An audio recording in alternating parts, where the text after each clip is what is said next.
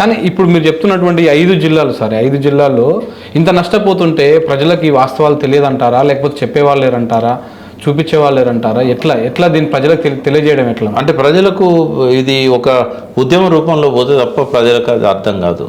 అందుకే కేసీఆర్ గారు మంచి నిర్ణయం తీసుకున్నారు. ఆయన నల్గొండలో నగరం ముగిస్తున్నారు. అక్కడ నుంచి అంటే ఆయన అది రాజకీయ దాని లెక్క చూస్తూ ఉన్నారు కదా మిగతా వాళ్ళందరూ కూడా. అవును, ఎట్లాగో రాజకీయంగా ఒక అస్త్రం ఇచ్చినప్పుడు వాడుకుంటారు కదా, ఎందుకు ఇవ్వాలి? నువ్వు రాజకీయంగా అస్త్రం ఇచ్చినప్పుడు వాళ్ళు ఎందుకు వదులుకోరు, దాన్ని ఎందుకు వదులుకుంటారు? వాడుకుంటారు. కాబట్టి వాళ్ళు ఒక మంచి అస్త్రాన్ని కేసీఆర్ చేతిలో పెట్టిండు రేవంత్ రెడ్డి. దాన్ని పట్టుకొని ఆయన జనంలోకి వెళ్తాడు. ప్రజలకు ఎట్లా అర్థం చేయించాలనో కేసీఆర్ తెలుసు. కేసీఆర్ గారు రాకముందు మేము ఎన్ని ఆర్టికల్స్ రాసినా కూడా, నేను, జయశంకర్ గారు, విద్యాసాగర్ గారు జనంలో పోలే. అంటే ఇది మేధావి వర్గానికే పోతుంది, ప్రజలకు అర్థమయ్యే భాష అని చెప్పిండు. క్యూసెక్ అంటే ఏంది, టీఎంసీ అంటే ఏంది, మేధావులకే తెలియని భాషను ప్రజలకు అర్థం చేయించగలిగిండు కదా. ఇప్పుడు ఈ అస్త్రంతో ఆయన జనంలో పోయిందంటే పార్లమెంట్ ఎలక్షన్లో డెఫినెట్ గా మళ్ళీ పునరాలోచిస్తారు ప్రజలు. రేపు ఇంకోటి ఏంటంటే కేఆర్ఎంబీని కట్టడి చేయాలన్నా, రేపు ఏం చేయాలన్నా పార్లమెంటే వేదిక. ఇప్పుడు ఈ చట్టం చేసింది అక్కడే కదా, రాష్ట్రాల పునర్విభజన చట్టం. ఆ చట్టంలో అమెండ్మెంట్ తేవాలి. నదులన్నీ కాదు, ప్రాజెక్టుల మీద మాత్రమే అథారిటీ ఏర్పాటు చేయాలి. మేనేజ్మెంట్ బోర్డులు అక్కర్లేదు. కావేరీకి ఉన్నట్టు ఒక అథారిటీ ఇవ్వండి అని చెప్పి వాయిస్ వినిపించాల్సింది పార్లమెంట్ లో. రేపు తెలంగాణకు వాయిస్ లేకుండా చేశారనుకో, అంటే బీఆర్ఎస్ పార్టీకి ఇవ్వకపోతే ఇంకా బేసిక్ డిఫరెన్స్ ఏంటంటే బీజేపీకి బీఆర్ఎస్ కి, బీఆర్ఎస్ పరిపాలన స్వయం పాలన, కాంగ్రెస్ బీజేపీ పాలన స్వయం పాలన కాదు. అది పైనుంచి ఇన్స్ట్రక్షన్స్ ఇవ్వాలి. ఇప్పుడు ఆంధ్రాకి అగైనెస్ట్ గా కాంగ్రెస్ పార్టీ నిర్ణయం తీసుకుంటుందా? అక్కడ షర్మిల గారిని పెట్టి రేపు ఎక్కువ ఓట్లు రావాలని కోరుకుంటుంది. మరి సోనియా గాంధీని, రాహుల్ గాంధీని కాదని ఇక్కడ రేవంత్ రెడ్డి నిర్ణయం తీసుకుంటాడు. కాబట్టి స్వయం పాలనను పోగొట్టుకున్నారు తెలంగాణ ప్రజలు. కనీసం వాయిస్ అన్న పార్లమెంట్ లో వినిపించుకోవడానికి తెలంగాణ వాయిస్ వినిపించే వాళ్ళని గెలిపించాలి. అంటే ఇప్పుడు బీఆర్ఎస్ గెలిస్తే వాళ్ళకి ఎంపీ సీట్లు పెరగడం కంటే కూడా మన తెలంగాణ వాయిస్ మన హక్కులను కాపాడడం కోసం అక్కడ కొంతమంది ఉండాల్సిందే. అది అట్లుంటేనే మనకు మేలు జరుగుతుంది. ఇదిలా ఉంటే మేడిగడ్డ విషయానికి వద్దు సార్. లాస్ట్లో ఈ మేడిగడ్డ మీద ఇంకా విచారణ జరుగుతూ ఉంది. రకరకాల లేఖలు వస్తూ ఉన్నాయి ఎల్లంటి నుంచి. మంత్రులు కానీ అధికారులు కానీ రకరకాలుగా మాట్లాడుతారు. ఈ పేపర్లో అయితే రోజు ఒక రకంగా రాస్తారు, అది మేడి పండు అని, పురుగులు ఉన్నాయని. ఇట్లా అది ఎంతవరకు వచ్చింది విచారణ? అసలు జరగాల్సిన ఒరిజినల్ పని జరగట్లేదు అక్కడ. అంటే రిపేర్ జరగట్లేదు. రిపేర్ కాదు, అసలు ఎందుకు కుంగింది అనే దాని మీద ఇప్పటి వరకు ఏమైంది, ఒక సాధికారత అనే రిపోర్ట్ లేదు అసలు. ఇప్పుడు కారణం ఏంది అనేది ఎక్స్పర్ట్స్ తో కమిటీ వేయాలి. మళ్ళీ ఇరిగేషన్ అధికారులతోనే కమిటీలు వేస్తే అది తేలుతుందా? అది ఇప్పుడు జాతీయ స్థాయిలో, అంతర్జాతీయ స్థాయిలో ఇది ఒక ప్రయోగం. మేడిగడ్డ అనేది ప్రయోగాలు కొన్నిసార్లు ఫెయిల్ అవుతాయి. మేడిగడ్డ కూడా ఫెయిల్ అయింది. ఫెయిల్ కావడానికి కారణాలు ఏంటనేది అన్వేషించకపోతే మళ్ళీ ఎట్లా కరెక్ట్ దాన్ని ఎట్లా రిపేర్ చేయగలుగుతారు, లేకుంటే దాన్ని ఎట్లా పునర్నిర్మాణం చేయగలుగుతారు? కాబట్టి ఇది ప్రభుత్వానికే కాదు, ప్రజలందరికీ కూడా ఇది ప్రజల ఆస్తి. మేడిగడ్డ ఎందుకు ప్రయోగం అంటే 16 టీఎంసీలు స్టోర్ చేయగలిగే రిజర్వాయర్లు ఎక్కడ లేవు.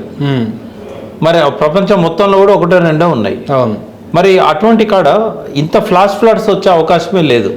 ప్రపంచంలోనే అత్యంత ఫ్లాష్ ఫ్లడ్స్ వచ్చే నదులలో ఇండియాలో మొదటిది గోదావరి. చెప్పారు. మరి ఫ్లాష్ ఫ్లడ్స్ వచ్చినప్పుడు అక్కడ ఉన్న కొన్ని స్ట్రక్చర్స్ వల్ల పెద్ద పెద్ద గోతులు ఏర్పడి ఇసుకంత కిందికి పోయి, వాటి కిందికి వెళ్ళి నీళ్లు పోయి ఆ పియర్స్ కింద ఉన్న ఇసుకను తోడేసినాయి. ఇట్లాంటివి జరిగినప్పుడు కొన్ని టన్నుల బరువు ఉండే పెద్ద పెద్ద స్ట్రక్చర్స్నే ఒక 10-15 మీటర్ల దూరం కొట్టుకుపోయేటట్టు చేస్తాయి. మరి అంత ఫోర్స్ తో వచ్చినప్పుడు ఈ డ్యామ్ ను ఇక ముందు కూడా కాపాడుకోవాలంటే ఇంటర్నేషనల్ లెవెల్లో ఎక్స్పర్ట్స్ పిలవాలి. వాళ్ళని పిలిస్తేనే రీజన్ ఏందనేది తెలుస్తుంది. ఆ ప్రయత్నం చేయట్లేదు, అటువైపు ఆలోచిస్తలేరు.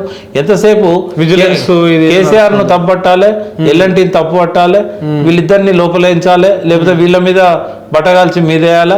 ఆ పద్ధతిలోనే ఈ ప్రభుత్వం యొక్క విధానాలు కనబడతా ఉన్నాయి. విజిలెన్స్ ఏం చేస్తుంది? పేపర్లు చూస్తుంది, ఆ పేపర్లలో ఉన్న లోపాలు ఉంటే చెప్తుంది. కారణం చెప్పదు. కిందికి పోవాలి, భూగర్భంలోకి పోయి ఆ జియో సైంటిస్టులు ఉంటారు, జియో ఫిజిసిస్టులు అంటారు వాళ్ళు. ఇప్పుడు అది జిఎస్ఐ వాళ్ళు సర్వే చేశారు. ఇక్కడ బండ్లగూడలో ఉంటుంది office, geological survey of India. ఆ సైంటిస్టులను పెట్టాలి. మీరు ఇచ్చిన రిపోర్ట్ ప్రకారం అదే ఉందా, ఏమన్నా లోపం జరిగిందా కంపేర్ చేసుకోమనాలి. వాళ్ళు ఇచ్చిన రిపోర్టే కదా. అవును. తర్వాత డిజైన్స్ ఇచ్చింది సెంట్రల్ వాటర్ కమిషన్, అప్రూవ్ చేసింది మనం పంపిన వాటిని. ఏమైనా తప్పులు ఉంటే సరి చేయమన్నది. మరి సెంట్రల్ వాటర్ కమిషన్ వాళ్ళు డిజైన్స్ విభాగానికి సంబంధించిన వాళ్ళు రావాలి. డ్యామ్ సేఫ్టీ అథారిటీ దానిలో ఎక్స్పర్ట్స్ ఉండాలి. అవును. కేవలం సెంట్రల్ వాటర్ కమిషన్ లో ఉన్న వాళ్ళతోని డ్యామ్ సేఫ్టీ అథారిటీ వేస్తే కాదు. కాబట్టి ఒక నిపుణులు జాతీయ అంతర్జాతీయ స్థాయిలో అనుభవం ఉన్న వాళ్ళని తీసుకొచ్చి పెడితే మేడిగడ్డకి ఏమైందో తెలుస్తుంది.